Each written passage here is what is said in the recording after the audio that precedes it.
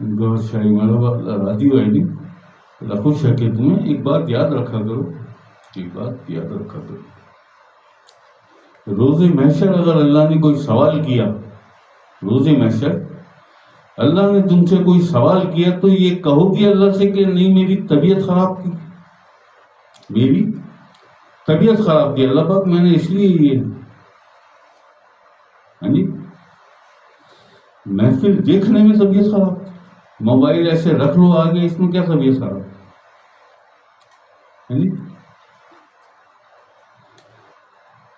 میرے ساتھ تو پتہ نہیں کیا کیا ہوتا ہے، میرا تو نہ ظاہر ٹھیک نہ باطن ہے جی، کتنا لوڈ ہے، کتنا پریشر ہے، کتنی ٹینشن ہے، کتنے معاملات ہیں، کتنے کام ہیں، کتنے کیا کچھ دیکھنا ہے جی، لیکن اولین کوشش ہوتی ہے کہ جیسے ہی سرکار کی اجازت ملے تھوڑا سا مجھے وقت اور میں ٹائم پہ پہنچ کے اپنی محفل کروں،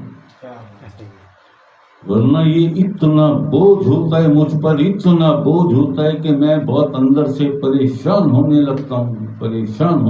ہوں کہ اللہ نے مجھ سے سوال کر لیا، میں کیا جواب دوں گا؟ آخر اسلام نے مجھ سے پوچھ لیا، سرکار نے پوچھ لیا، میں کیا جواب دوں گا؟ کہ سرکار میں کہیں بزی تھا، نہیں سرکار میری طبیعت خراب ہو گئی، اللہ خیر کر دے گا، اللہ خیر کر دے گا، اللہ خیر کر دے گا، کوشش کیا کرو، وہ جو ہم کہتے ہیں نا کبھی کبھی کہ انہی راستوں پہ چل کے اگر آ سکو تو آؤ، میرے گھر کے راستے میں کوئی کہکشاں نہیں ہے، یہی ہے وہی، انہی راستوں پہ چل کے سے مطلب کیا؟ بیمار بھی ہو، پریشان بھی ہو، ٹینشن ہے، کوئی مصروف ہو، کہیں بزی ہو، پہنچی نہیں ہو، لیکن یہی وہ سارے راستے جن سے گزر کر ٹائم ٹو ٹائم پہنچنا ہے، ہم تمہیں یہی تو سکھاتے ہیں، تم سب کو ہم یہی تو سکھاتے ہیں۔ کبھی سوچو کہ شاہ صاحب کو ظاہر میں نہیں باطن میں، ظاہر میں تو کچھ بھی نہیں ہے یار جو باطنی معاملات ہیں، لیکن ایک ایک منٹ کا خیال رکھتے ہیں اور ہمیں یہ تربیت دیتے ہیں، یہ سبق دیتے ہیں، یہ سکھاتے ہیں ہمیں ہے جی، بس یہ ساری باتیں ہوتی ہیں، باقی اللہ خیر کر دے گا، اللہ پاک مہربان بھی ہے، رحم والا بھی ہے، جیسا اس سے گمان کرو گی ویسے وہ عطا کرے گا، جیسا گمان کرو گی ویسا عطا کرے گا، تم ذرا سی دیر کو اس سے غافل ہو جاؤ وہ بالکل غافل ہو جائے گا، اور تم ذرا سی محبت سے دیکھو اس کی طرف، ذرا سی توجہ سے، وہ جو کہتے ہیں ہم کہ ایک قدم چل کے میں 10 قدم دوڑ کے آؤں گا،